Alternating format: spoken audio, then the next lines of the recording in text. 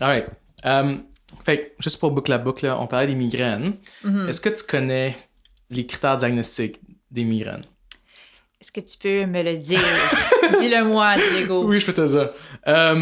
Fait que, dans le fond, c'est très simple, là. Dans le fond, on appelle ça une céphalie primaire. Il y a trois grands types de céphalie primaire. Donc, il y a les céphalies de tension, les migraines, puis les agies vasculaires de la face ou les cluster headache, Hmm. les céphalies en grappe, sinon c'est une autre façon de l'appeler. Donc ça, on appelle ça primaire parce que c'est vraiment comme, ça vient comme de la tête du scalp, puis un peu comme des connexions entre le scalp puis l'intérieur des méninges. Puis après ça, les céphalies secondaires, c'est parce que ça vient d'un autre organe ou d'une autre cause, comme une méningite, comme une névralgie du trijumeau, ou comme Mhm. une céphalie référée de cervicalgie, là, de tension musculaire au niveau du cou. Bref. Ouais. Donc, les migraines, ça fait partie des céphalies primaires. Puis, les diagnostics, souvent, les caractéristiques des migraines, ça va être une céphalie, donc un mal de tête très intense, qui a un impact sur le fonctionnement. Donc, c'est la plus grande différence entre une migraine et une céphalie de tension. Parce qu'une migraine, ça va vraiment t'empêcher de fonctionner. Tandis qu'une céphalie de tension, tu peux quand même, tu sais, t'as mal à la tête parce que t'es stressé, parce que t'es fatigué, peu importe, parce que tu tiens mal ta tête, mais tu peux quand même continuer de travailler. C'est juste que t'es pas confortable à l'écran. Mais une migraine, c'est vraiment, ça va te mettre comme au lit, puis t'es pas capable de sortir de ton lit. En tout cas, ça, c'est comme la grande différence. Ensuite, souvent, ça va tendance à être plus unilatéral. Donc, d'un côté, ça va être pulsatile. Il peut avoir de la photophobie, donc la sensibilité à la lumière, de la sonophobie, donc la sensibilité au son, des nausées qui accompagnent ça. Donc, ça, c'est les caractéristiques de la migraine comme telle. Puis ensuite, tu peux avoir des migraines avec aura. Donc, un aura, quand on parle de migraine, c'est vraiment des signes et des symptômes prémonitoires à la migraine qui vont souvent être... En fait, c'est comme la migraine qui débute par ces signes et symptômes-là. Puis ça peut vraiment être euh, une panoplie puis une variété là, de composantes du système nerveux central. Donc, certaines personnes vont avoir des auras visuelles, moteurs, sensitifs, olfactifs, auditoires. C'est vraiment n'importe quoi. Donc, c'est vraiment propre à chaque personne là, de comme découvrir si elle a un aura, c'est quoi son aura. Puis souvent, ça va être quelque chose comme tu vas sentir quelque chose de très particulier que toi, tu sens, puis toi, tu sais que ça veut dire que dans 15-20 minutes, dans 1 heure, dans 2 heures, tu vas avoir une migraine. Mhm. Euh, Puis là, on parlait du traitement des migraines. Mhm. Fait que deux traitements principaux. Ben, deux comme modalités de traitement. Le premier qui est vraiment ce qu'on appelle le traitement abortif, donc pour avorter une migraine. Donc, l'idée, c'est de le faire dès que tu sais que tu vas avoir une migraine. Donc, faut pas attendre le pic d'une migraine. Ça, c'est l'erreur, je trouve que les patients font un peu souvent. C'est Mhm. qu'ils commencent à avoir mal, puis ils sont comme, te fait la douleur, voir si ça part tout seul. Ça ne part jamais tout seul. Exactement. Genre, ça ne va jamais partir tout seul. OK. Rentre ça dans ta tête. Donc, les traitements abortifs, c'est Tylenol, après ça, Tylenol ou Advil, après ça, un combiné des deux, après ça, une catégorie de médicaments qu'on appelle les triptans, comme sumatriptan, rizatriptan, qui sont démontrés pour euh, avorter la migraine. Donc, ça, c'est plus en avortement. Puis aussi en aval, on demande aux gens de comme, faire des journaux pour savoir comme c'est quoi les déclencheurs des migraines. Souvent, ça va être des choses comme un mauvais sommeil, des gros stresseurs, puis aussi trouver des facteurs protecteurs. Souvent, on va remarquer que les gens qui boivent beaucoup de café, ben, la journée qu'ils vont pas avoir de café, ben, là, ils vont avoir un sevrage qui va déclencher une migraine. Mhm. Fait que, on peut recommander de comme tranquillement sevrer du café, toutes ces choses-là, de comme faire de l'exercice, travailler sur l'hygiène du sommeil, tout ça, ça va aider. Puis ensuite, on parle plus comme pour les gens qui ont beaucoup de migraines, puis c'est pas raisonnable parce que c'est une limite par Mhm. mois de traitement abortif qu'on peut prendre. Parce que sinon, on peut avoir des migraines rebonds qu'on appelle. Mhm. Mhm. Médicamenteuses, c'est le fait que ton corps devient comme habitué à avoir des médicaments tout le temps. Fait que le fait de sevrer ces médicaments-là, ça crée une migraine. Puis là, on est comme vraiment mal pris, là. Ça, c'est des cas plus difficiles à traiter. En tout cas, avant de se rendre là, si les gens respectent les limites des pilules qu'on prescrit, on peut faire de la prophylaxie qu'on appelle. Puis la prophylaxie, il y a différentes modalités. Fait qu'il y a des médicaments comme par exemple des bêta-bloqueurs. Je pense propanolol, c'est celui qu'on utilise le plus. Je sais pas, je sais qu'il y a des antipyrétiques là-dedans. Puis ça, je suis pas sûr si c'est comme genre du gabapentin ou de l'acide valproïque. Je sais pas si tu sais. Je suis pas mal sûre, les deux. Il y a Ouais. aussi amitriptyline. L'amitriptyline, qui est Qui est un un antidépresseur. tricyclique. Puis il y a aussi le Botox au niveau du scalp, Oui, qui est aussi un traitement possible en prophylaxie migraine.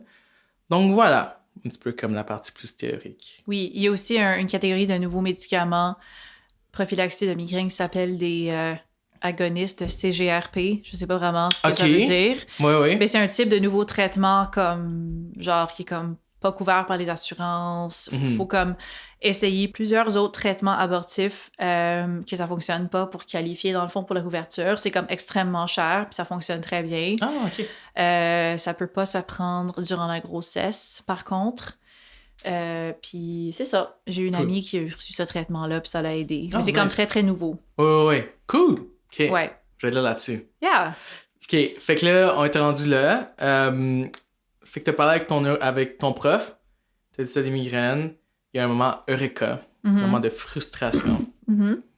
Puis ensuite, t'as continué ta vie. Qu'est-ce qui s'est passé par la suite? Ben, j'ai continué ma vie, puis finalement, en termes des migraines, j'ai réussi à me gérer moi-même. Mhm. Je peux en C'est parler. pas le genre de maintenant. choses que tu fais pour Ouais, te fait gérer. que, OK. Fait que les migraines, finalement, pour moi, les facteurs déclencheurs, c'est généralement la phase avant mes menstruations. Puis je vais en parler bientôt, là, mais avant mes menstruations, il y a plein d'autres choses qui se passent aussi. Mais en tout cas, durant cette phase-là, je suis vraiment plus à risque de faire des migraines. Généralement, comme les facteurs qui vont ensemble, qui vont en causer une, c'est phase prémenstruelle et, mettons, j'ai mal dormi pendant une nuit ou deux. Et le troisième facteur, c'est généralement quelque chose dans ma diète. Mhm. J'ai appris finalement en lisant, en fait, c'est à travers mes patients à moi, finalement, j'ai fait des lectures, que c'est une protéine qui s'appelle tyramine. Mhm. C'est une molécule qui est produite c'est un produit par la fermentation dans la bouffe. Donc, par exemple, le fromage vieilli, comme le vieux cheddar, dans la bière, le vin rouge, puis aussi dans les viandes comme préservées. Comme Comment séchées. on dit ça? Les viandes séchées, genre les prosciutto. Ouais. Fait que c'est une molécule qui, lorsque ingérée en grosse quantité, ça peut augmenter les risques de migraine. Fait que moi, j'ai remarqué, en fait, aussi, la tyramine se trouve aussi beaucoup dans le miso, sauce soya, dans les sauces à poisson. Puis j'aime vraiment, vraiment la bouffe asiatique. Mhm. Je sortais souvent manger des ramen. Puis je pense que comme en rétrospective, finalement, en regardant les patterns, j'ai réalisé que c'est après avoir mangé genre le ramen que j'avais toujours des migraines, Mhm. par exemple. Donc j'ai dû vraiment couper ma tyramine, surtout dans la phase prémenstruelle. Mhm. Fait que ça veut dire que je mange quasiment plus de fromage, de vieux fromage, genre fromage très vieilli. Juste pour donner un... Mais je mangeais quand même beaucoup comme un bloc de fromage. Donc, moi, je suis quelqu'un qui en mangeait beaucoup. Je suis pas quelqu'un qui mange genre 40 grammes de fromage, comme le guide alimentaire canadien. Je mange comme 200 grammes de fromage. OK? Genre, Fait tu y vas, là. I really go for it, là. Fait que c'est ça. Fait qu'il fallait que je réduise vraiment ça. Puis depuis que j'ai fait ça, c'est un changement que j'ai fait, ça fait environ 1 an et demi. Ça m'a comme vraiment, vraiment, vraiment aidé. J'ai eu comme une migraine. Ah, ouais. Puis je suis vraiment contente. Puis avant ça, c'était à tous les 3 mois environ. Mhm. Ouais. Wow. C'est, Quand même. ouais. En fait, le plus récent, c'était un peu malaisant. C'était récemment, j'étais en train de faire une évaluation d'un patient. Mhm. Donc, je commençais à poser des questions à un patient. C'est long, là. Puis, pardon? C'est long, là. Oui. Tu sais, ça prend pas 5 minutes, là. C'est ça, exactement. Fait que c'était comme... J'ai commencé à avoir mon aura. Donc, j'ai eu comme... En anglais, on appelle ça des fortifications. C'est comme des genres, des étincelles qui traversent ma vue, OK. puis obscurcissent un peu ce que je vois. Puis j'ai commencé à avoir, encore une fois, les sensations que mes bras ne m'appartiennent pas. C'est une sensation bizarre. Puis je me suis dit, OK, ça n'a pas de sens. Faut que je prenne mes... Fait que là, j'ai pris mon Tylenol, mon Advil. Je me suis dit, OK, je vais essayer de passer à travers. J'ai pris des grandes respirations, comme... J'ai essayé de me préparer. Mais là, malheureusement, ça a comme avancé. Puis j'ai eu, dans le fond, mes symptômes verbaux, comme dans le sens que j'oubliais mes mots, j'arrivais plus à écrire des notes, j'arrivais pas à lire mes notes, j'arrivais pas à... Je comprenais encore ce que le patient disait, mais j'avais de la misère à réfléchir. T'es genre, ça n'a aucun sens. Ça avait plus de sens. Fait que, puis à ce moment-là, je me suis dit comme, OK, c'est fini, là, faut que j'arrête. Fait que je suis sortie, mon superviseur qui était avec moi était comme, what's wrong? Fait que j'ai expliqué la situation, puis finalement, ils ont continué, mais c'était un peu malaisant, mais c'est pas la fin du monde, là. Mais non. C'est correct, c'est juste que c'est... Puis là, généralement, quand ça arrive, je rentre à la maison, puis il faut que je rentre à la maison au plus sacrant, parce que je peux pas tolérer... Si c'est trop avancé, je peux pas conduire parce que j'arrive pas à tolérer la lumière dehors et les bruits et la nausée et la douleur devient très intense et j'arrive pas à bien voir. Bon, faut que je m'isole dans un coin. Mais c'est ça. Fait que ça, c'est mon plus récent. Ça fait comme peut-être 1 an ou 8 mois. C'est pas si pire. Ouais. Mais non, c'est ça. Fait que je me gère en évitant la tyramine, en essayant de vraiment bien dormir dans la phase prémenstruelle autant que possible. Puis... j'ai comme mon cocktail de migraine dans mon sac. C'est pas vraiment toujours intéressant, prêt, là. mais c'est comme plein d'affaires. Ouais. Plein d'affaires que j'essaie de prendre. Il y a rien qui fonctionne à part. Faut que je prenne du Gravol pour comme m'endormir. Puis c'est la seule chose qui fait passer. Voilà. OK.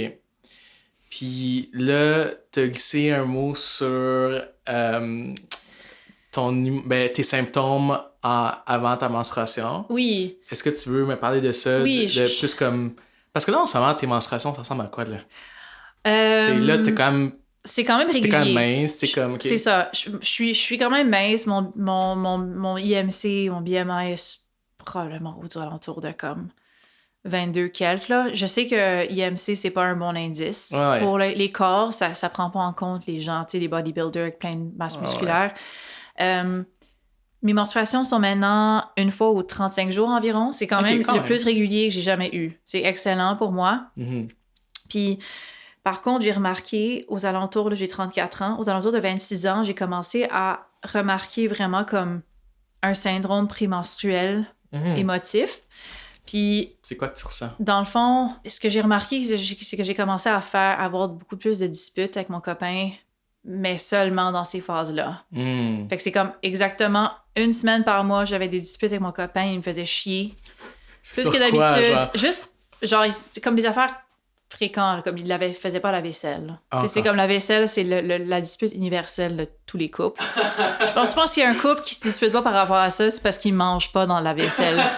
Ils mangent genre dans du carton. C'est comme ça, là. C'est impossible.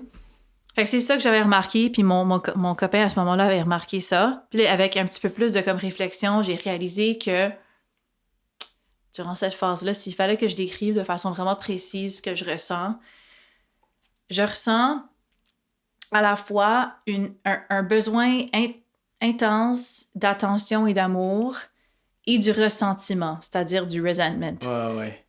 En même temps. C'est comme, j'ai vraiment besoin de toi.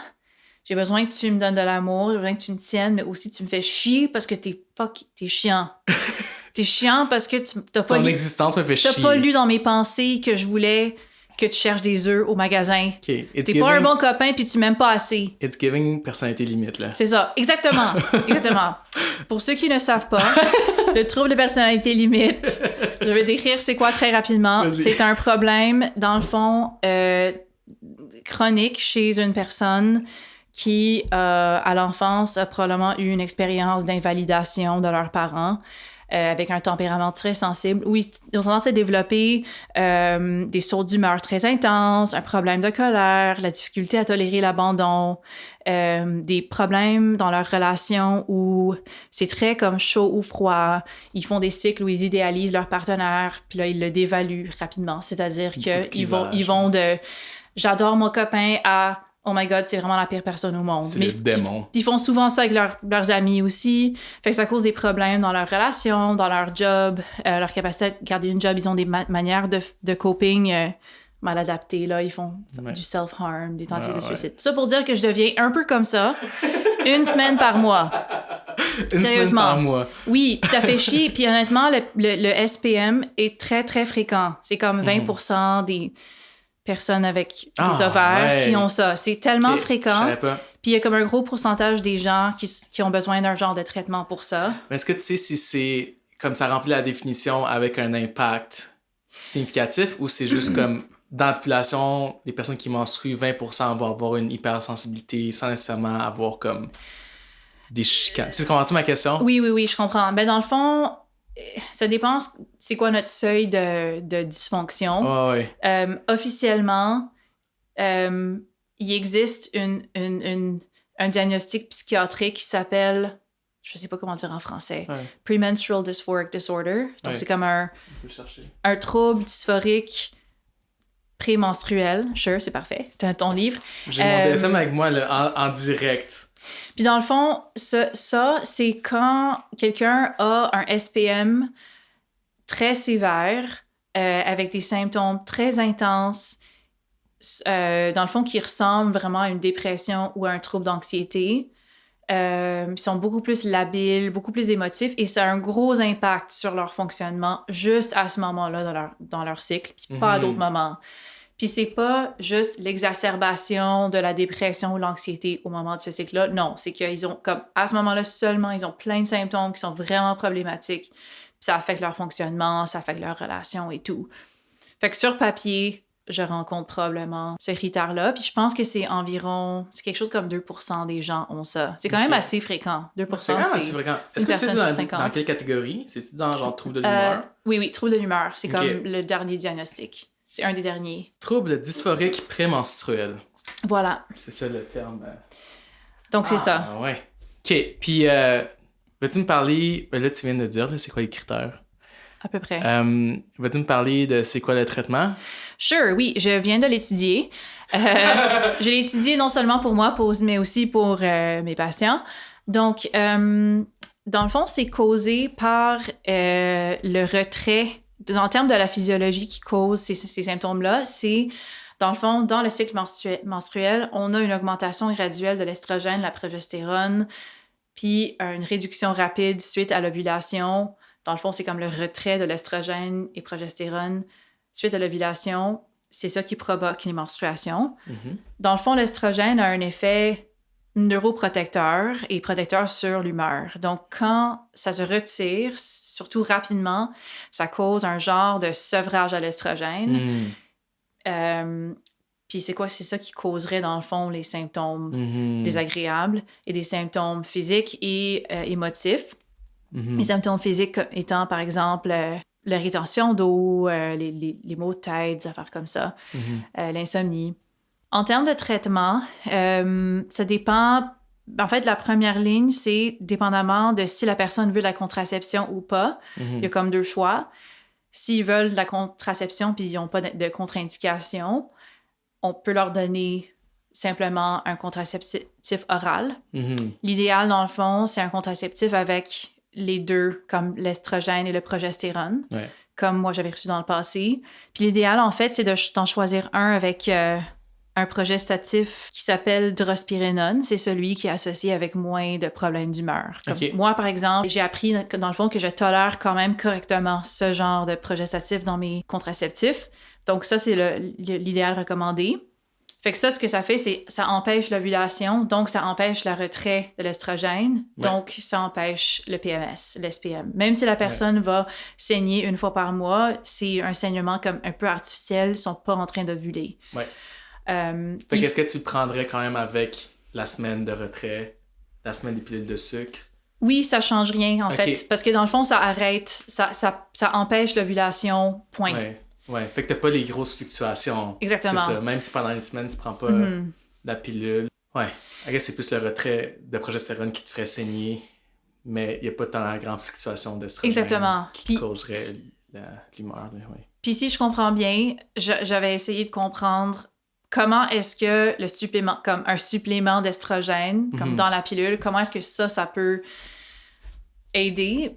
Dans le fond, ce que ça fait, c'est que ça aplatit les courbes de fluctuation d'estrogène et progestérone qui augmentent quand même beaucoup, puis réduisent quand même beaucoup. Avec la pilule, c'est une toute petite dose, Puis ça inhibe la production Ouais. endogène d'estrogène, fait que ça garde le niveau très, très bas, Ouais. mais comme de façon très constante. Puis c'est Ouais. ça qu'on veut au T'as pas la cerveau. montagne On n'a russe pas la là, montagne après russe, ça, puis c'est exactement. ça.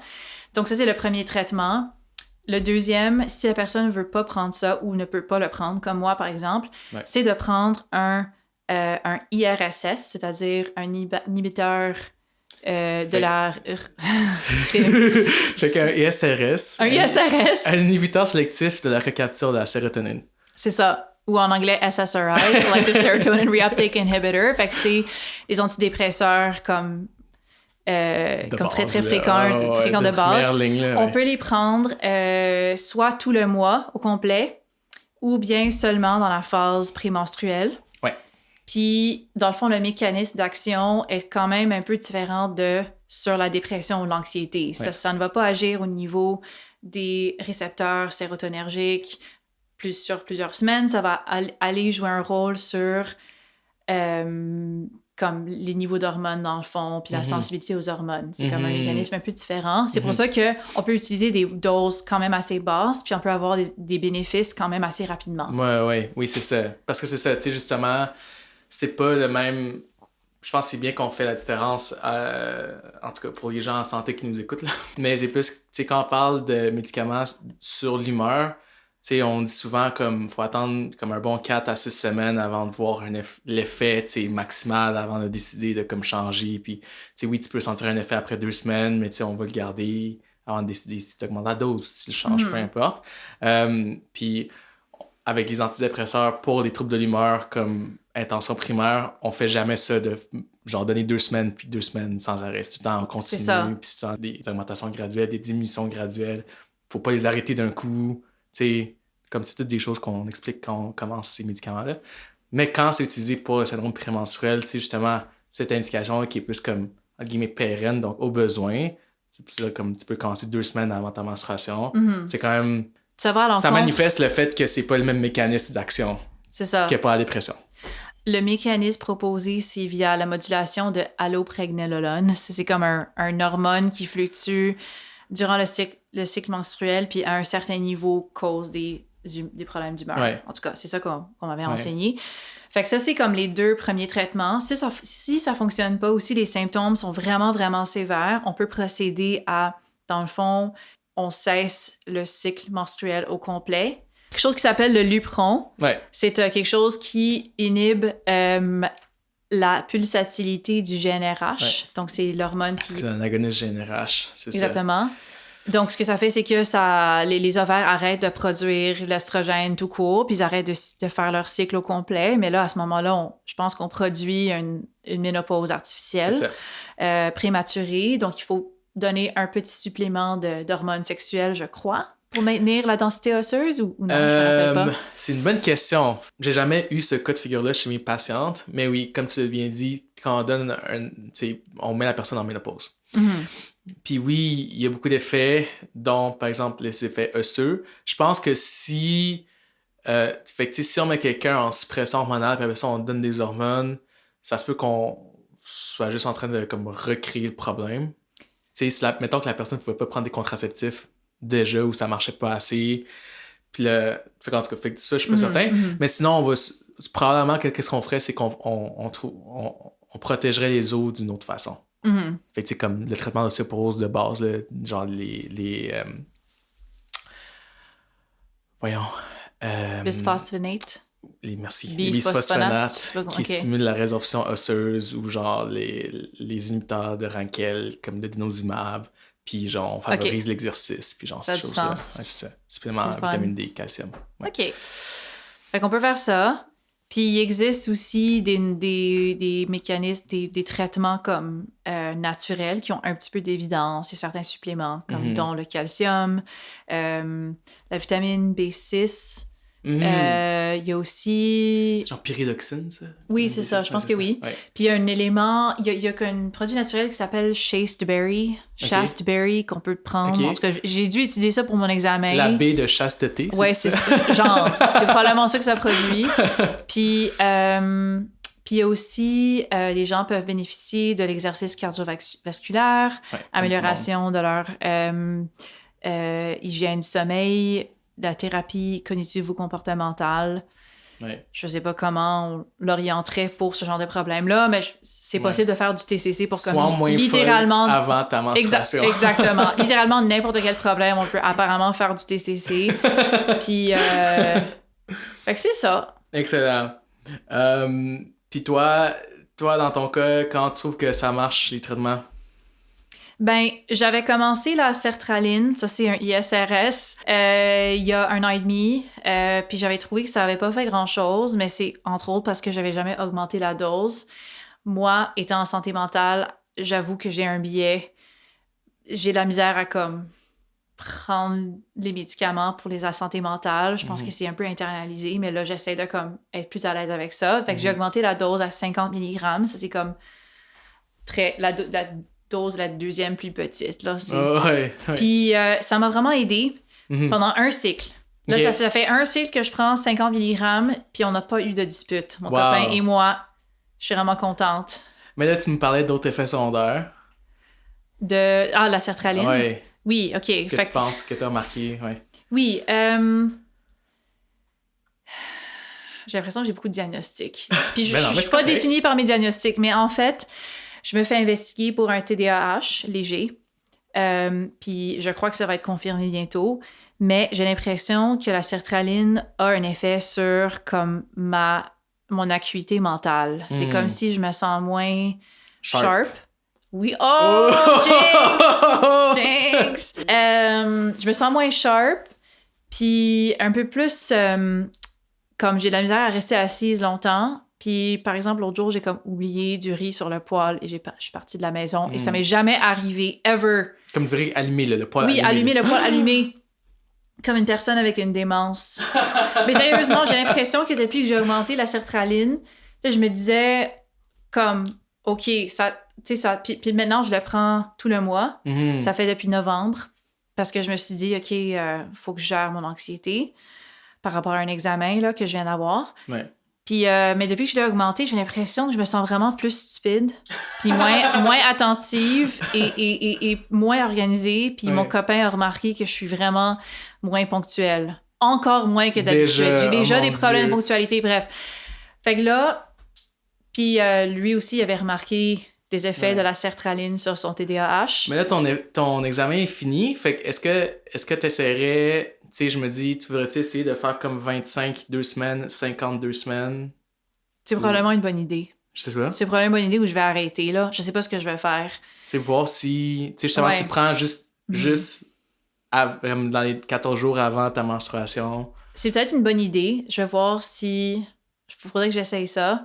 Je trouve que le problème, puis c'est le problème comme qu'on a aussi avec nos patients, c'est que c'est dur de déterminer c'est quoi les causes. Qu'est-ce qui est quoi? Qu'est-ce qui est quoi? Comme par exemple, un patient prend un médicament, ben est-ce que c'est le médicament qui cause des problèmes ou est-ce qu'ils sont comme hyper stressés ou ils dorment pas bien parce qu'ils ont comme un stresseur, tu sais, ils déménagent. Je viens aussi de déménager. Ouais. Fait en tout cas, en tant que clinicien... Tout est dans tout. Tout est dans tout. Puis en tant que clinicien, puis en tant qu'humain dans la vie. Puis patient. Et en tant que patient, c'est dur de faire la causalité. Ben oui. Puis des fois, on peut pas. C'est pour ça qu'on a des études randomisées, contrôlées. C'est pour ça qu'on a ça. C'est la raison. Oui. Mais aussi, je pense des fois, on peut juste pas. Puis c'est un des grands défis et aussi comme stimuli de notre travail, c'est de dire comme, ben, on sait pas. Fait qu'on va juste essayer quelque chose. Puis on va voir si ça marche. On va voir c'est quoi qui se passe. Ouais, c'est ça. Puis une difficulté, je trouve, avec le SPM, ma mère me disait toujours « Ah, mais si tu sais que ça va arriver, ben ça va t'aider. Comme ça, tu vas pouvoir arrêter. » Je peux pas... moins folle. Je peux pas turn it down. Là. C'est pas comme un volume où je suis comme « Ah! » C'est pas comme un rêve où je peux me réveiller du rêve. C'est comme non, je reste dans... Je suis en train de baigner dans les émotions. J'arrive pas à les arrêter. En fait, la meilleure chose que je puisse faire, c'est comme voyager durant ce temps-là. Là. Ne pas être avec. Puis c'est surtout envers mon copain. Est-ce que ta mère... Je sais pas pourquoi, le pauvre! Oh mon Dieu! Est-ce que ta mère, c'est le genre de personne que tu dis, genre, t'es stressée, puis genre, ben le fiche, arrêtez d'être stressée? Oui. OK. C'est ça. Donc, Ou genre, qui dit comme la thérapie, ça sert à rien. c'est ça. Ah, OK. Mon père me dit qu'il ne croyait pas à la psychologie. Ah, OK. Comme si c'était comme Puis toi, un t'es médecin dieu. spécialisé en santé mentale. C'est ça. C'est ça. Je trouvais ça tellement invalidant. J'ai trouvé ça drôle. Mais je trouve ça drôle en y pensant maintenant, là. C'est mon Ouais. mécanisme de défense. Sur le coup, c'était pas le fun. Non. Imagine, c'est comme si mes parents me disaient, genre, on croit pas à la science. Je serais genre, OK, mais comme, Ouais. tu crois pas à la vie sur laquelle, genre, tu crois pas à la croyance fondamentale sur laquelle ma vie se base, là. Yeah. Tu sais, que comme, je peux aider des gens, là. Oh my God. Ah, mais c'est bon, hein, ce que tu dis sur les études cliniques randomisées. Moi, là, ça me fascine tout le temps quand les gens sont comme, oh, comment tu sais que ça marche? Je suis comme, parce qu'on l'a testé sur genre des centaines de milliers de personnes. Ouais. Puis genre, on a marqué, tu sais, c'est comme, en tout cas, je sais pas. Moi, le aparté. Je pense que le mot science, c'est quasiment devenu un trigger word pour comme, les gens clivent beaucoup. Mhm. De comme, ah ouais, toi, you and your science, genre, toi puis ta science. Mhm. Puis t'es comme, OK. Mais tu sais, dans ma tête, là, la méthode scientifique, c'est tellement comme naturel. C'est fondamental. C'est tellement naturel. Puis, tu sais, comme les gens, avant qu'on développe des outils comme, entre guillemets, modernes, tu sais, la méthode scientifique, c'est de dire comme, OK, aujourd'hui, le ciel est gris. OK? 1 heure après que les nuages sont devenus gris, il a commencé à pleuvoir. OK? Demain, le ciel est clair et il ne pleut pas. Donc, j'associe le fait qu'il y ait des nuages gris au fait qu'il pleuve. Et la prochaine fois qu'il y a un nuage gris, il va très probablement pleuvoir et je peux faire des prédictions pour le futur et je peux adapter mes comportements en fonction de ces prédictions-là basées sur l'expérience. Tu sais? Puis ensuite, je peux faire comme un tableau, une grille, de faire comme les jours qui faisaient gris puis qu'il plu versus les jours qui faisaient gris puis qu'il n'y a pas plu. Fait que c'est quoi la probabilité que quand il fait gris, il va pleuvoir? Tu sais, c'est ça la méthode scientifique. C'est de genre faire des observations, d'inventer des expériences quand c'est possible pour confirmer ou infirmer des hypothèses, puis ensuite appliquer des conclusions sur des conjectures pour prédire des choses sur le futur. Mais c'est comme fondamental, c'est comme tellement simple. Tu sais, les enfants font ça. Tu marches, puis tu te cognes dans un clou, puis là, tu ressens la douleur, puis là, tu sais, il faut que tu fasses attention quand tu marches. C'est tellement comme... Fait que dans ma tête, quand les gens disent comment la méthode scientifique, it's not a thing, je suis comme, de quoi tu parles? C'est genre la base de comme comment on expérimente la vie, comment on découvre la vie, puis on apprend à comprendre la vie. C'est la méthode scientifique. Tu comprends ce que je veux dire? Oui, vraiment. Puis ou comme les gens qui... Ben, je pense que c'est... Honnêtement, je pense que le scepticisme vient beaucoup de gens qui... Je pense qu'ils comprennent pas vraiment c'est quoi la science. Pour eux, la science, c'est comme des gens en manteau blanc, genre en laboratoire, qui comme, tu sais, ils se font payer par le gouvernement, ils se font payer par les compagnies pharmaceutiques. Big Pharma, ouais. C'est ça. Fait que là, ils écrivent des articles, whatever, pour avancer leur agenda. Gauchiste. Ce qui est des fois vrai. Ben, malheureusement. C'est ça. Il y a des biais. Effectivement, il y a des biais. Puis ça, c'est problématique. Mais une des choses fondamentales de la science, c'est qu'il faut être autocritique. Puis les gens les plus critiques, c'est les gens dans le domaine. Tu sais, ce que les gens en pseudosciences n'ont pas, genre. Tu sais, tu vas jamais avoir un pseudo-scientifique qui va remettre en question ses théories. Mais un bon scientifique reconnu, réputé, de un, va connaître les nuances, les limites de ses connaissances, puis de deux, va comme accueillir et genre favoriser la critique, tu sais, et comme justement, les théories qu'on a aujourd'hui, c'est parce qu'ils ont résisté à... Tu sais, il y a plein de gens qui ont essayé de faire des contre-études, là, pour prouver le contraire, là. Ils n'ont pas été capables. Mais parfois, ils ont été capables, puis on a changé nos connaissances. C'est ça. Mais on a évolué, genre. Exactement, on a évolué, mais le problème, parfois, c'est que le public va voir ça, puis faire comme, ben là, vous avez dit quelque chose un jour, puis l'autre chose le lendemain. Parce que, oui, parce que des nouvelles études ont démontré que c'est comme ça qu'il faut qu'on fonctionne. Il faut qu'on va croire X jusqu'à preuve de Y. Puis à ce moment-là, comme on est, tu sais, on est tenu de croire Y parce que maintenant, on a des évidences pour le croire. Ouais. C'est comme, buddy, là, t'as un iPhone dans ta main, là, tu sais, genre, tu penses que la technologie, comme, tu penses que le réseau cellulaire, ça vient pas comme de théories sur, comme, l'électromagnétisme, puis genre, tu penses que, comme, tu sais, ta petite pile à, comme, whatever, genre, dans ton téléphone, qui alimente cette machine, genre, quand tu penses qu'on a pu, genre, la distiller, genre, de la terre, pour faire une, c'est comme... OK, oui, mais tu vas utiliser ton iPhone pour aller poster des choses, genre de la désinformation sur Facebook, puis tu réalises pas que comme pour être un humain moderne, tu sais, on vit sur des notions scientifiques. Genre, on peut pas avoir des satellites qui nous donnent de l'Internet planétaire sans comprendre la gravité, là. Tu sais? Ouais. Moi, ça me fascine. En tout cas, bref. Moi, ça me fascine. Ouais, vraiment. Moi aussi. Puis, mais les gens qui conduisent une auto puis qui sont anti-science. Je suis comme, OK, mais tu comprends-tu que comme c'est un moteur à combustion, comme il y a une goutte de pétrole qui se fait allumer, qui explose, qui genre fait actionner des pistons, qui après ça vont être transmis dans des roues. Non, mais tu sais, c'est juste comme... Ouais. C'est fascinant, mais en même temps, c'est ahurissant que les gens sont comme, non, it's not a thing, la science, tu sais. Ben, ce qui est... Ouais. En fait, j'aime bien essayer de comprendre leur perspective. C'est très difficile de le comprendre. Ça, c'est ma conclusion. C'est vraiment difficile. Je trouve que j'essaye, mais j'ai l'impression que les gens qui questionnent beaucoup la science, c'est des gens qui se sont sentis blessés ou wrong d'une certaine façon par quelque chose qu'on leur a dit et qui était scientifique. Comme par exemple, quelqu'un qui a eu une expérience vraiment négative au sein d'un hôpital, mettons dans leur santé, peut-être qu'ils ont perçu qu'ils ont... Je sais pas comment... J'ai trouvé un exemple. J'essaie d'aller pas trop personnel par rapport à d'autres gens. Admettons que je m'en vais... tu sais, mettons, je t'ai mise à l'hôpital pour un problème de santé physique. Puis là, on me donne comme le mauvais médicament par erreur. Ou le bon médicament, mais j'ai une mauvaise réaction. Puis admettons que je passe proche de mourir. Ouais. Je vais aux soins intensifs, c'est un événement traumatique. Je peux sortir de là en disant, les médecins ont failli me tuer. Ouais. J'ai eu une mauvaise expérience, ils ne savaient pas ce qu'ils faisaient, blablabla. Donc, je peux avoir une distorsion de l'événement. Puis là, dans le fond, je peux commencer à questionner vraiment comme le système médical, mais c'est fondé sur la peur. C'est vraiment ma peur, mon expérience de trauma qui va induire, dans le fond, une réticence à vouloir m'ouvrir à ces idées-là. Puis, si on Google quelque chose, si on Google nos nouvelles idées, doctors harming patients, ben on va trouver un echo chamber, dans le fond. Plein de gens qui croient comme nous.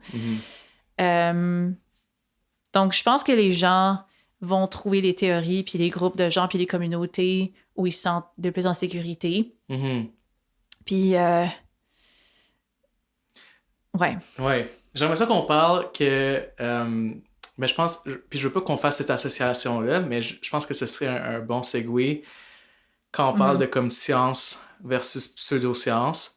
Je pense que dans ta vie, tu es une personne quand même très scientifique, là, évidemment. T'es médecin et tout, puis tu pratiques selon les évidences et les études. Mais puis c'est quelque chose que j'apprécie aussi beaucoup chez toi, c'est que tu essaies aussi d'avoir une approche holistique, puis tu es très ouverte d'esprit à comme d'autres théories plus comme psychologiques, ou genre de l'esprit. Genre être dans la forêt, puis cueillir des champignons. Un peu plus alternatif, ouais, un petit peu plus comme ésotérique. Puis ça, je pense pas que c'est mauvais du tout, là. Comme, en tout cas, mon opinion, comme très subjective et personnelle, je pense que c'est quelque chose de mauvais. Je pense que c'est quelque chose de très comme... Ça donne du goût à genre ta personnalité, tu sais, ça donne de la couleur à qui tu es. Puis je pense que le danger, c'est que ça fasse des méfaits, tu sais, quand on parle de comme ça. Mais dans ton cas à toi, je pense qu'au contraire, c'est quelque chose de très positif. Puis tu l'as toujours utilisé pour toi et pour les autres dans un contexte très positif, d'une façon très positive. Tu sais, t'as jamais été comme « Oh, il mange mon champignon, mais il prend pas comme telle affaire qui est comme prouvé d'aider pour vrai. » Tu sais. C'est ça. Bref, fait que j'aimerais ça que tu me parles de ton expérience avec la médecine holistique. Qu'est-ce qui s'est passé? Puis qu'est-ce que ça t'a apporté? Puis après ça, quand tu en as parlé à ton ami médecin de famille, c'est quoi la réaction que tu as? Oui. OK. Fait que... OK, approche holistique à la santé. Ben dans le fond, depuis mes études en neurosciences puis en psychologie, je m'étais intéressée aux effets un peu plus comme... au genre de phénomènes un peu plus ésotériques qui sont quand même éprouvés par la science, comme par exemple l'effet placebo, l'hypnose... mais aussi des effets de choses un peu plus non traditionnelles. Par exemple, l'exposition à la nature, l'exercice, des genres de traitements ou approches non pharmacologiques, ça m'a toujours intéressée. plus récemment, j'avais l'impression que la médecine classique avait comme pas... J'ai l'impression qu'il y avait comme des limites à ce que ça pouvait m'approcher, pouvait me donner en termes de comment gérer mon triade de problèmes très connectés, là, le PMS, migraine et PCOS, ou SPOC. SOPK. SOPK, Colin. Bref, tout ça. C'est pas facile d'être bilingue là en médecine. Non, c'est pas facile. Dans le fond, je voulais voir s'il y avait quelqu'un qui pouvait me donner un peu plus d'informations. Donc, sur la vie de la belle-mère de mon copain, je suis allée voir une naturopathe. Dans le fond, c'est un médecin, un naturopathic doctor. C'est comme ça qu'il s'appelle en Ontario. Ouais. Il y a peut-être 10 ans, j'aurais absolument jamais accepté de faire ça. Okay. J'étais très, très, très pro comme science classique, vraiment anti-médecine alternative. Ouais. Je me disais, ça n'a pas de sens, c'est tout des charlatans. Puis la plupart des gens croient que, surtout en médecine, croient que ce sont des charlatans. C'est comme l'homéopathie, les cristaux, whatever. Mais avec l'esprit ouvert, je suis allée la voir. Ouais. Elle sait que je suis médecin. Donc, quand on s'est rencontrés, je peux parler de mon expérience. Ouais. C'était une rencontre de 1h30. Je suis allée avec l'esprit ouvert. J'essayais de comme juste mettre de côté mes biais, tout en gardant quand même un œil un peu critique parce que c'est quand même ma santé qu'on va affecter. C'est un scepticisme santé, là, comme un healthy skepticism. Skepticism. Ouais, skepticism. Fait qu'on a passé 90 minutes ensemble. Puis je dirais que le tiers, c'était comme du counseling sur mes relations, mes émotions, beaucoup de validation, beaucoup de thérapie de support qu'elle me donnait. Puis aussi comme du counseling par rapport à mon style de vie, mon hygiène du sommeil, genre réduire la caféine, l'exercice. Fait que c'est comme des affaires de base, mais je me sentais vraiment comme écoutée et validée. Puis par la suite, elle m'a posé beaucoup de questions par rapport à genre des détails de ma nutrition. Elle voulait savoir exactement c'est quoi que je mangeais. Ça ressemblait à quoi mes selles. Elle voulait savoir si j'absorbais mes nutriments.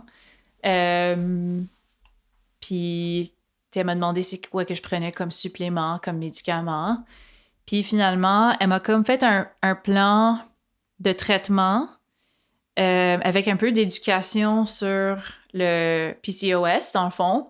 Puis moi, avant de la rencontrer, j'avais fait énormément de lectures là-dessus parce que je voulais m'instruire, puis aussi parce que je donnais une présentation sur les effets psychiatriques du PCOS. Donc, tout ce qu'elle me décrivait avait vraiment du sens. Elle semblait bien connaître la biologie du PCOS. J'avais pris des notes sur certaines affaires que j'avais jamais entendues.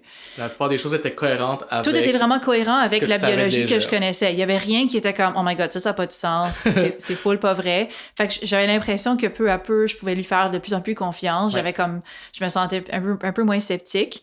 Puis en fin de compte, elle m'a recommandé des recommandations nutritionnelles vraiment de base. J'ai réalisé à quel point je mangeais mal. Elle m'a fait réaliser que comme manger du take-out chinois comme seul repas dans une journée, ben c'est comme pas assez... C'est pas bon.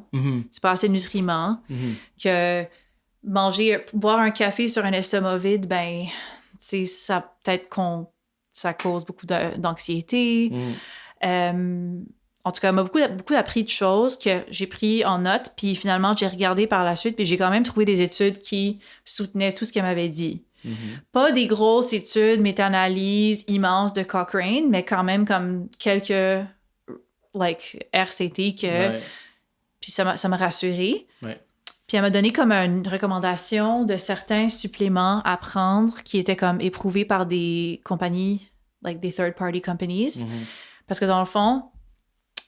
comme tu le sais, Diego, les suppléments qui se vendent en pharmacie sont pas prouvés en termes de leur contenu par Santé Canada.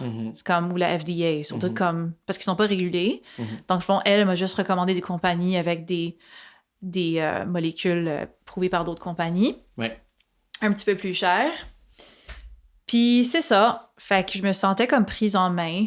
Je pense que le fait de se sentir pris en main... C'est comme un des plus grands... Comme...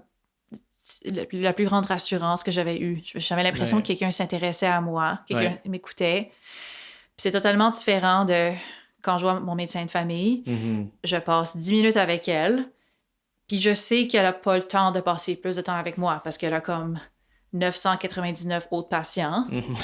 Puis elle a pas le temps de... Elle peut pas, mais elle me donne énormément d'attention, puis elle me donne toute son attention, mais pendant 10 minutes. Donc, quand je t'en ai parlé, quand j'ai mentionné ça, puis t'as vraiment fait de la remarque de façon très intelligemment, que c'est comme si je suis allée voir un médecin de famille pendant 1h30. Puis, mais dans le fond, c'est vrai. Un médecin de famille qui a une formation en diète, nutrition, puis c'est effectivement vrai. Oui, c'est ça. Dans le sens que, juste pour vérifier, pas que je pense qu'un naturopathe est un médecin de famille, non, mais pas du plus tout, dans le sens que les conseils que tu as reçus sur des recommandations de santé, habitudes de vie, tu sais, comme public, là, dans le sens que comme c'est des conseils que moi je donne à tout le monde. Mais justement, je pense que c'est ça que je t'avais dit, c'est que c'est comme si tu avais reçu du counseling sur les habitudes de vie pendant 1h30.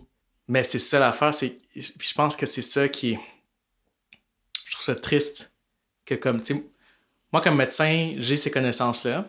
Comme médecin de première ligne, c'est littéralement ma spécialité de savoir les choses, tu sais, dans le sens que comme the bang for your buck, c'est quoi les changements les plus petits qu'on peut faire pour avoir le plus grand impact sur ta santé à long terme, ça c'est ma spécialité. Tu sais, mais le fait que les rendez-vous au bureau, c'est 15 minutes, tu sais, si t'étais venu, j'aurais pas pu passer 1h30 à t'expliquer comme les fondements d'une diète équilibrée ou comme passer 20 minutes sur les principes de l'hygiène du sommeil ou sur comme les principes, les recommandations sur l'activité physique. C'est toutes des choses que je connais puis que j'utilise de façon comme morcelée puis fragmentée, des petits extraits de counseling à comme des patients sélectionnés pour des problèmes sélectionnés.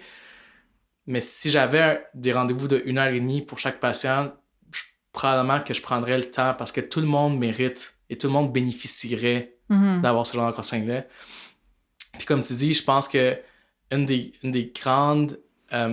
puis là, on peut parler aussi un peu comme de l'effet placebo ou même quand on parle de comme thérapie, tu sais, on sait que oui, il y a des modalités de thérapie qui sont meilleures que d'autres pour certaines pathologies, mais le principal facteur prédictif de efficacité, c'est le lien avec le thérapeute. Absolument. Fait que, tu sais, quand on parle de ça, puis quand tu étais venu me voir avec ça, j'étais comme, wow, c'est vraiment nice, c'est excellent que tu t'es senti comme écouté et pris en charge. Mais tout ce qu'elle t'a dit, puis c'est pas pour invalider ce qu'elle t'a dit, parce que c'est très comme fondamental, tu sais, mais justement, c'est très de base. C'est très fondamental, c'est très important parce que c'est très fondamental, tu sais. Je pense que c'est plus que moi, je me projetais là-dedans.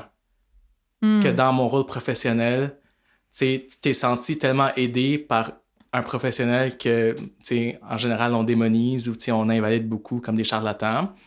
Puis tout ce qu'elle t'a dit, c'était 100% valide, c'était 100% comme fondé sur des évidences. Tu t'es senti écouté. Fait que c'est une expérience très, très, très agréable. Puis je trouvais je trouvais que je vivais un deuil de savoir que comme la médecine de famille pouvait pas t'offrir ça. Tu sais? Puis qu'est-ce que ça te fait sentir comme médecin? Ben, je trouve ça frustrant.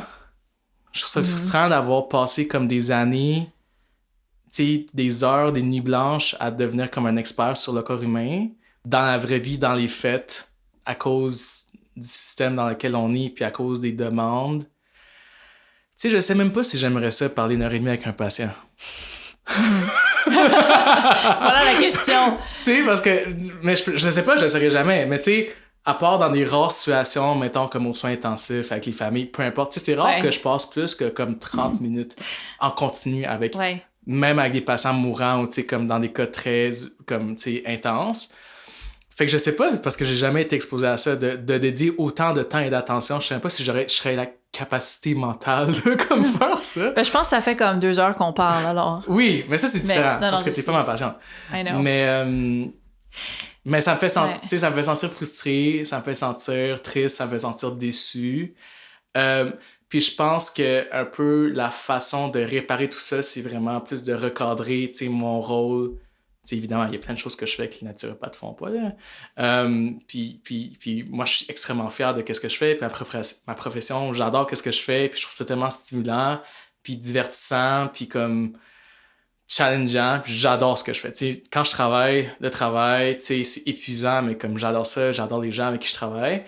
Mais comme dans n'importe quel travail, il y a des limites à ce que je peux faire, puis il y a des contraintes. Puis ça, je pense que c'est comme une manifestation très réelle de comme la limite de ma profession. Mhm. Donc, dans le fond, comme je sais un peu pourquoi, mais c'est quoi la raison pour laquelle tu peux pas céduler un patient pendant 90 minutes? Pourquoi les médecins voient pas, comme ils veulent passer ce temps avec les patients, c'est Ouais. quoi comme la raison qui les empêche? Fait qu'il y a différentes raisons. Il y a une raison monétaire par rapport à la facturation.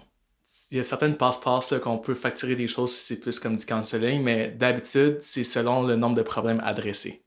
Fait que si j'adresse juste un problème, même si ça prend 35 minutes, je facture quand même le même code que si ça avait pris 5 minutes. Mhm. T'sais. Fait que ça fait en sorte que les médecins, pour être rémunérés de façon comme juste, on va vouloir être efficace avec notre temps, puis on va vouloir facturer les choses en fonction des problèmes qu'on adresse. Puis, il y a aussi... Fait que ça, c'est la partie plus comme pragmatique, un peu déprimante, puis comme réelle aussi, là. Mhm. Puis que je dois dire aussi, comme si on n'est pas en médecine, puis on entend ça, ben parfois, ça crée un sentiment d'outrance un peu. C'est comme, ben là, mon médecin veut faire de l'argent. Comme c'est juste ça qu'il veut faire, c'est pour ça qu'il me voit si rapidement. Mais il faut se rappeler aussi que les médecins sont des humains qui ont étudié qui ont des comme dettes. 20 ans, qui ont des centaines de milliers de dollars de dettes parfois.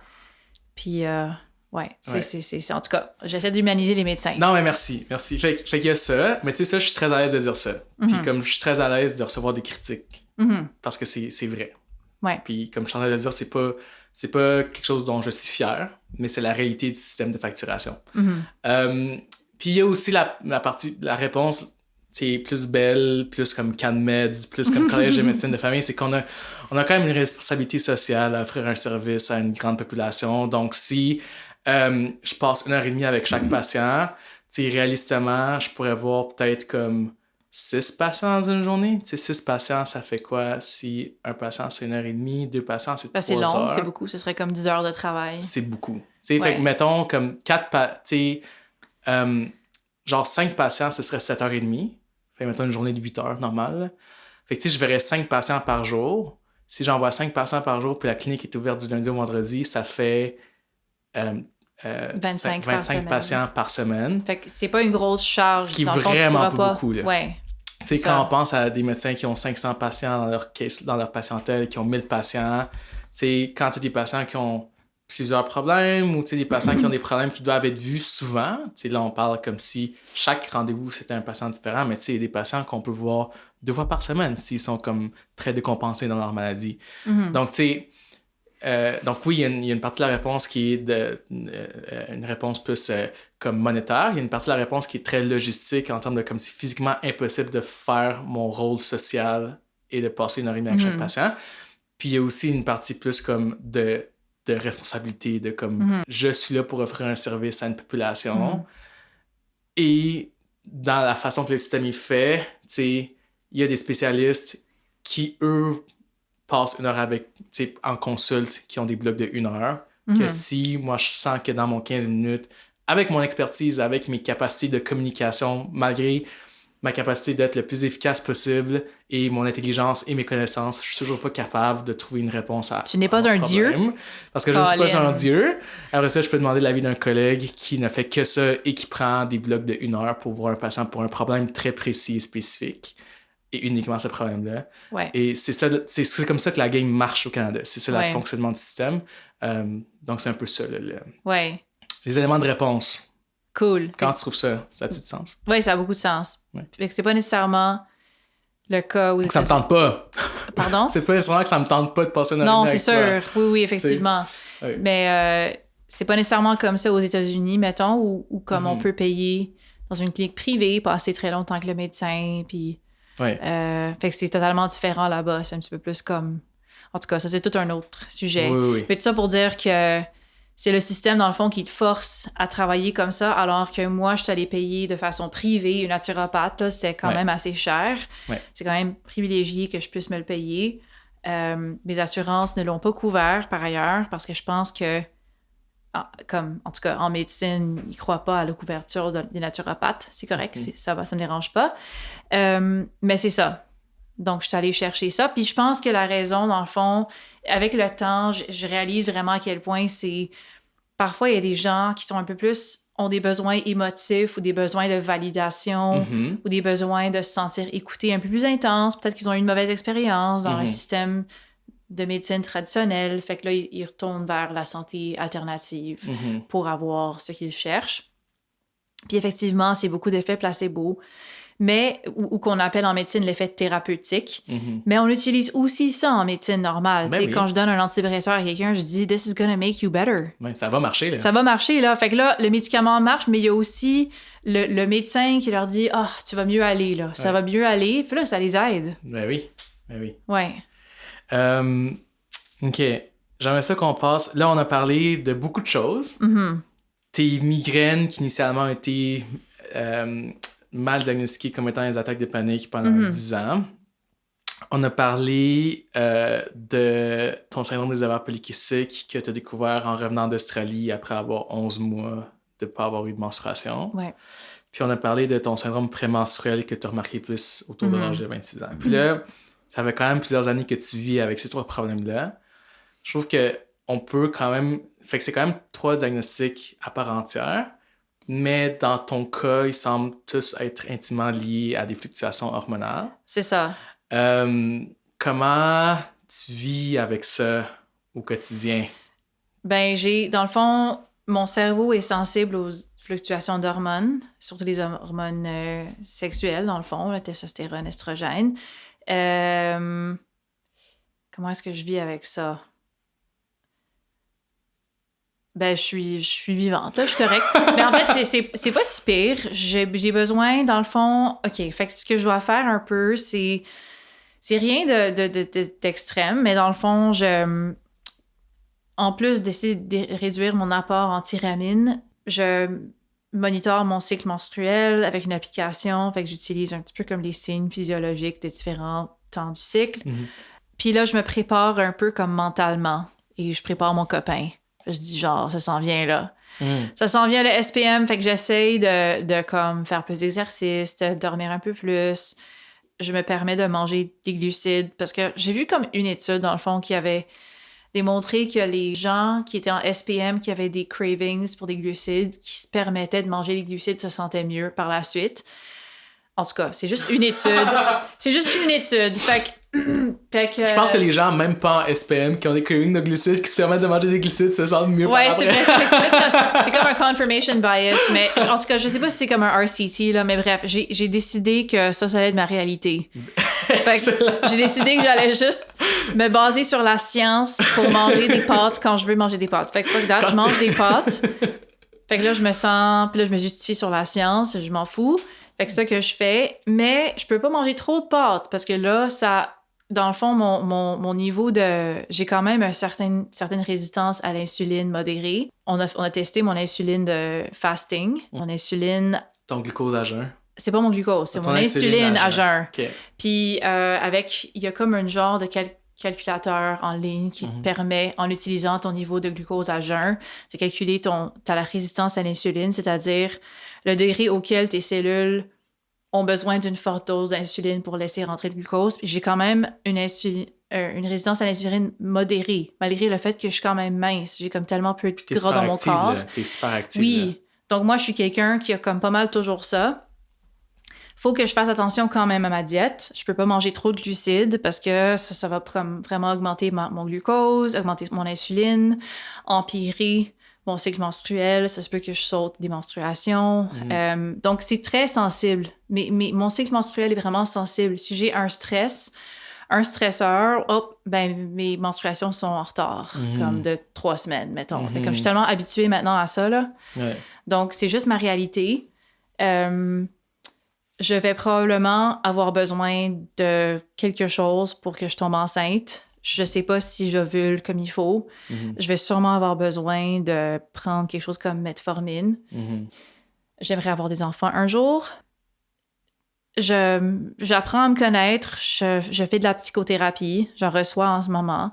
Je suis quelqu'un de très émotif, puis, tu sais, la médecine, c'est difficile. La vie est, tu sais, il y a des roller coasters dans la vie. Fait que j'apprends à me comprendre. Puis, fait que c'est ça, là. Puis, est-ce que tu penses le fait d'avoir vécu ce que tu as vécu, puis le fait d'avoir ces diagnostics-là ont un impact ou change ta perception de ton travail ou ont un impact sur la façon dont tu fais ton travail?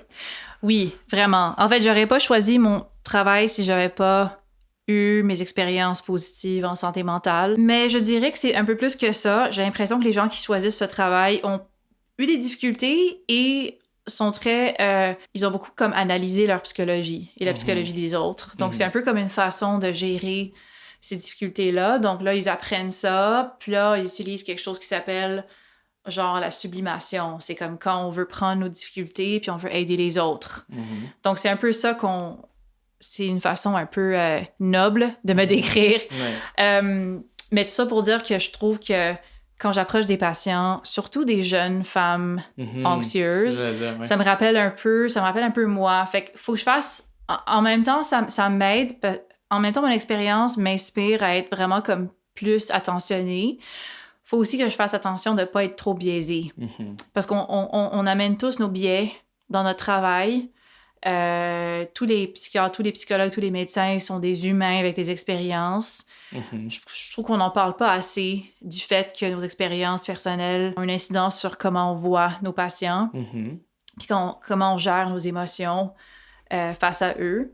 Puis c'est juste important de faire le travail de comme reconnaître nos biais, de reconnaître, OK, tu sais, ce patient me rappelle mon frère, me rappelle ma mère, me rappelle moi, ou mon expérience passée. Fait que c'est important de faire ça parce que on peut pas se délaisser de nos biais, c'est vraiment dur de les enlever. On peut pas s'enlever les expériences passées. Mais non, c'est qui on est aussi, là. Exactement. Donc, l'important, c'est juste essayer de les garder en conscience, d'en parler avec un collègue à qui on fait confiance, d'en parler avec un psy. C'est ça, d'essayer de faire la réflexion là-dessus. Ouais. Fait que c'est ça. J'ai été biaisée par mes expériences. Ça m'aide, mais parfois, je me retrouve comme un peu trop chez les patients. Parfois, je me reconnais comme un petit peu trop. Contre-transfert, oui. C'est ça. Donc, le contre-transfert, c'est comme comment le thérapeute se sent envers le patient. C'est la projection de ses propres biais sur le patient. Donc, il faut toujours... en psychiatrie, on travaille toujours sur comment on se sent. Parce que, dans le fond, en psychiatrie, nous sommes l'outil d'examen. Oui. Vous avez comme un... stéthoscope. Plein d'affaires, là. On a des modalités d'imagerie, on a des prises de sang. Puis, en fait, c'est un peu simpliste. On a aussi notre cerveau, là, le questionnaire. Je sais pas. Humblement, je suis capable de faire un examen mental rudimentaire. Ça fait partie de mes compétences. Non, c'est une blague. Mais les psychiatres, comme ils se disent, c'est comme leur outil, dans le fond, de travail, d'examen, c'est eux-mêmes, c'est leurs émotions, blablabla. Fait que ça, c'est comme un peu, ça vient de la tradition psychodynamique ancienne de Freud, de Carl Jung. Mais tout ça pour dire que, oui, mes expériences m'ont vraiment formée. Puis bien que je puisse pas partager mes expériences avec le patient, tu sais, je peux pas dire « moi aussi, j'ai vécu ça parce que ça, ce serait comme de outrepasser des limites professionnelles. Je peux quand même comme transformer mon émotion en comme une genre d'empathie, essayer de créer un espace pour que le patient se sente vu, compris, pour qu'il comprenne que je les vois. Ouais. Ça, c'est très fort. Oui. C'est très fort. Ouais. C'est très puissant. C'est très fondamental aussi à notre pratique d'avoir de l'empathie. Faut montrer qu'on est humain puis qu'on comprend sans que ça devienne comme un lien d'amitié. Sans que nous, on ait besoin de se faire réconforter par le patient. Tant que le patient reste le patient. Mais on est quand même un humain. On n'est pas comme un robot qui fait de la médecine. On est un humain qui connecte avec un autre pour eux. Exact. Pour leur bien-être. C'est quand même fou, hein? C'est vraiment cool. C'est vraiment cool comme travail, là. J'adore. All right. Moi, je pense que ça arrive pas mal à la conclusion de ce que je voulais qu'on parles ce soir? Est-ce qu'il y a des choses ou des sujets que tu voudrais qu'on aborde autres ou des choses que tu voudrais rajouter? Maintenant qu'on a parlé de tout ça, là. Non, je pense que je voulais juste te remercier de créer un espace. Comment t'as trouvé la discussion ce soir? Vraiment stimulante, vraiment agréable, vraiment le fun. Je m'attendais pas à ça. Ouais? Ouais. OK. Est-ce que t'as appris quelque chose aujourd'hui? J'ai appris, dans le fond, j'ai comme tissé un peu mes expériences passées dans mon moi que je suis aujourd'hui. C'est toujours le fun de comme comprendre d'où on vient.